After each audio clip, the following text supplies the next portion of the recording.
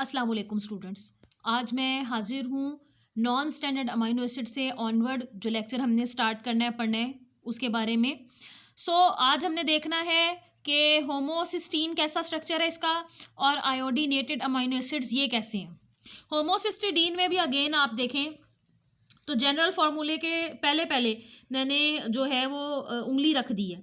तो आप C double bond OH NH2 जो है कार्बोक्सिलिक ग्रुप देख रहे हैं और साथ में ये चेंज जिसको मैंने फिंगर किया है ये बाकी का वो एल्काइल ग्रुप है जो कि यहाँ पर लगा हुआ है और होमोसिस्टीन का स्ट्रक्चर बनाता है। तो ये बहुत ही सादा तरीन जो है अमाइनो एसिड्स में से एक है। It is formed by demethylation of methionine. Methylene के साथ अगर आप दोबारा जो है उसकी डीमिथाइलेशन कर दें, उसमें से मिथाइल ग्रुप को निकाल दें तो फिर होमोसिस्टीन बनता है। आयोडीनेटेड अमाइनो एसिड्स, ये अमाइनो एसिड्स वो हैं जिनमें आयोडीन जो है वो लगा होगा। दीज आर मोनो आयोडोटायरोसिन, यानी कि इसमें एक अगर आयोडीन लगाओ तो इसे हम MIT बोलते हैं। अगर इसमें 2 आयोडीन लगे हों तो DIT यानी डाई आयोडोटायरोसिन बोलेंगे, और अगर 3 लगे हैं तो उसे ट्राई आयोडोथायरोनीन बोलेंगे, और अगर 4 आयोडीन के एटम लगे हुए हैं तो उसको हम टेट्रा आयोडोथायरोनीन बोलेंगे। So the last 2 are thyroid hormone. जो T3 और T4 है ये हमारा थायराइड ग्लैंड हार्मोन्स बनाता है जो कि हमारे जिस्म में मेटाबॉलिज्म को कंट्रोल करती हैं। बेहद इंपॉर्टेंट हार्मोन है और अगर ये सही तरीके से सिक्रीट ना हो रहे हो तो इसके नतीजे में कोई ना कोई बीमारी जो है वो पैदा हो सकती है। Still other non-standard amino acids include N-methyl lysine found in myosin। Myosin एक प्रोटीन है जो कि हमारे पट्ठों में पाई जाती है, तो उसमें एक अमाइनो एसिड है जो कि नॉन स्टैंडर्ड है, बड़ा इंपॉर्टेंट है, इसका नाम है N-methyl lysine। इसी तरह कार्बोक्सी ग्लूटामेट ये प्रोथ्रोम्बिन में पाया जाता है। And desmosine found in the protein namely elastin. Elastin जो है ये पट्ठों में पाए जाने वाली प्रोटीन है, उसमें ये जो है उसके साथ ये लिंक करता है क्योंकि ये लचक पैदा करता है। और प्रोथ्रोम्बिन जो है ये क्लॉट फॉर्मेशन करने वाली जो प्रोटीन्स हैं ये उनके साथ लिंक करता है। अब हम बात कर लेते हैं पेप्टाइड बॉन्ड की या पेप्टाइड लिंकेज की, कि किस तरह से एक पेप्टाइड बॉन्ड जो है वो 2 अमाइनो एसिड्स के दरमियान में बनता है। हत्ता कि amino acid 1 by 1 peptide bonds के थ्रू जुड़ जाते हैं और जुड़ते जुड़ते एक पूरी लंबी चेन बना देते हैं जिसमें बहुत सारी तादाद में अमाइनो एसिड्स मौजूद होते हैं। तो एक पेप्टाइड बॉन्ड 2 अमाइनो एसिड्स के दरमियान कैसे बनता है? ये कोवलेंटली जो बॉन्डिंग होती है इसकी उसमें होती है, और यहाँ पर ये आपको बता सकते हैं, आप देख सकते हैं कि हमारा ये पहला एक अमाइनो एसिड है और ये हमारा दूसरा अमाइनो एसिड है। दोनों के दरमियान में एक तरफ कार्बोक्सिल ग्रुप है और दूसरे का अमाइनो ग्रुप है।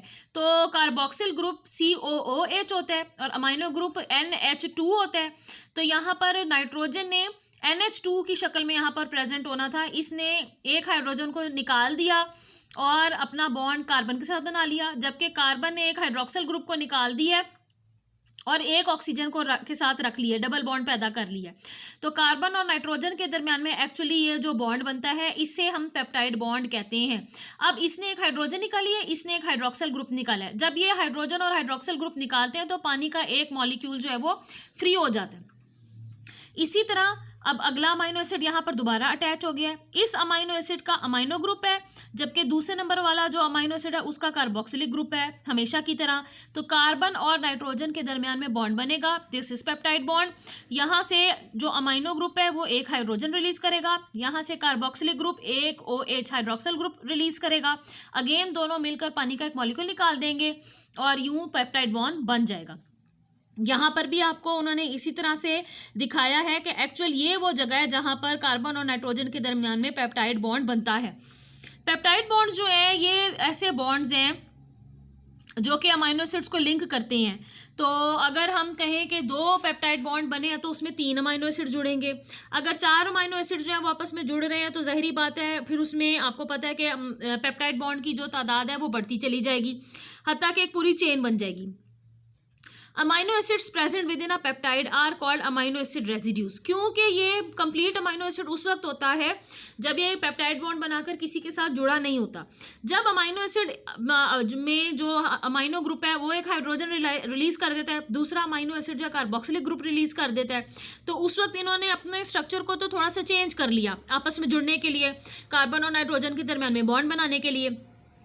इसीलिए उस वक्त इसको अमाइनो एसिड रेजिड्यूज या यूनिट्स कहते हैं। अब पेप्टाइड जो हैं वो छोटी छोटी चेन्स होती हैं अमाइनो एसिड्स की, जिसमें 10 या 10 से ज़्यादा अमाइनो एसिड अमूमन लिंक करते हैं। Peptides of more than 10 amino acid residues are usually called as polypeptides. Peptide अगर है तो इसमें 10 तक के यूनिट्स जो हैं वो जुड़ेंगे। अगर 10 से भी तादाद अमाइनो एसिड्स की बढ़ जाए, यानी 11, 12 और उससे ऑनवर्ड, तो फिर उस लंबी चेन को जिसमें अमाइनो एसिड जुड़ गए हैं पॉलीपेप्टाइड बोलेंगे। Polypeptides of high molecular weights that is above 10,000 are called as proteins. Polypeptide chains एक या एक से ज़्यादा जब वो कन्फॉर्मेशन बनाती हैं, फोल्डिंग करती हैं और उनमें तादाद 10,000 से भी बढ़ जाती है, वजन के लिहाज से मॉलिक्यूलर वेट खासा बढ़ जाता है, फिर हम उस पूरे स्ट्रक्चर को पॉलीपेप्टाइड भी कहना बंद कर देते हैं और हम कहते हैं कि ये प्रोटीन है। प्रोटीन्स आगे से कई तरह की होती हैं, फाइब्रस भी होती हैं, ग्लोब्यूलर भी होती हैं, तो डिपेंड करता है कि इनका जो स्ट्रक्चर है वो किस लेवल का है, जिसको हमने आने वाले लेक्चर्स में पढ़ना है।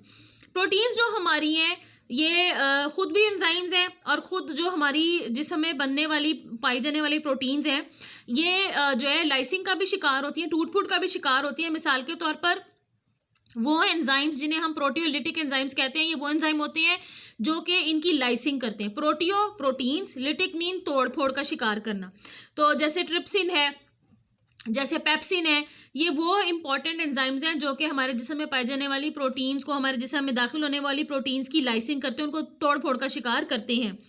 इसी तरह on the other hand prolong boiling with strong mineral acids brings about addition of water molecules at the site of all peptide bonds causing hydrolysis.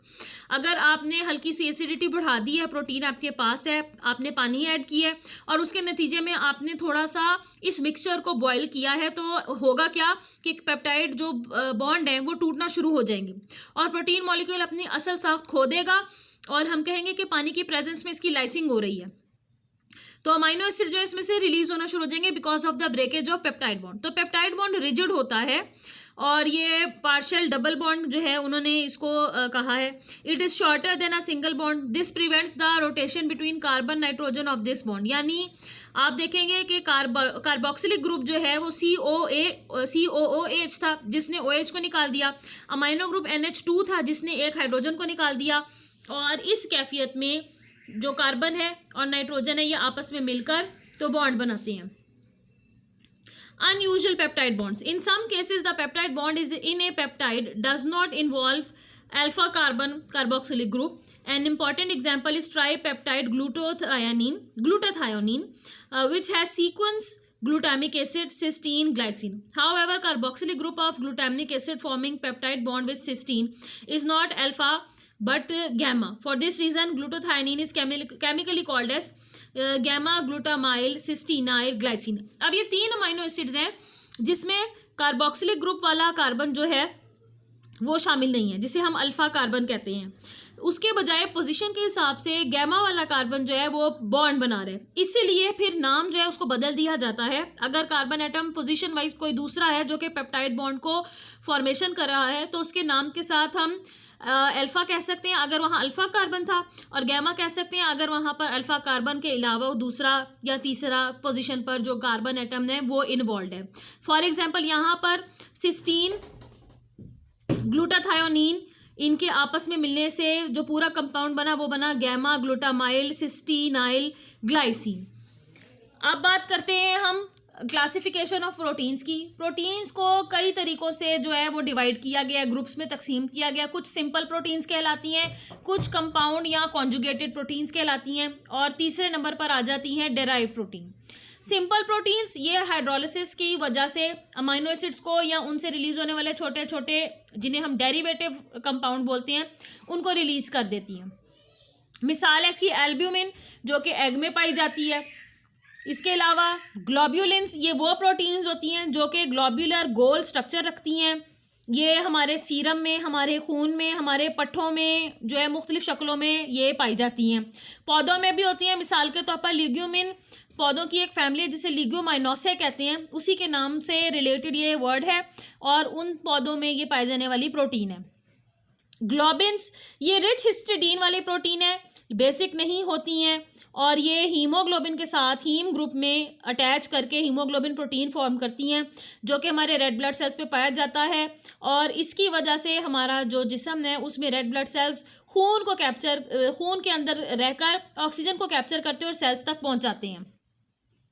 फिर बात करते हैं प्रोलामीन्स। ये सॉल्युबल हैं 70 से 80% एथेनॉल में, पानी के अंदर लेकिन सॉल्युबल नहीं है। और अगर एब्सोल्यूट अल्कोहल 100% अल्कोहल इस्तेमाल की जाए तब भी ये उसके अंदर हल नहीं होती हैं।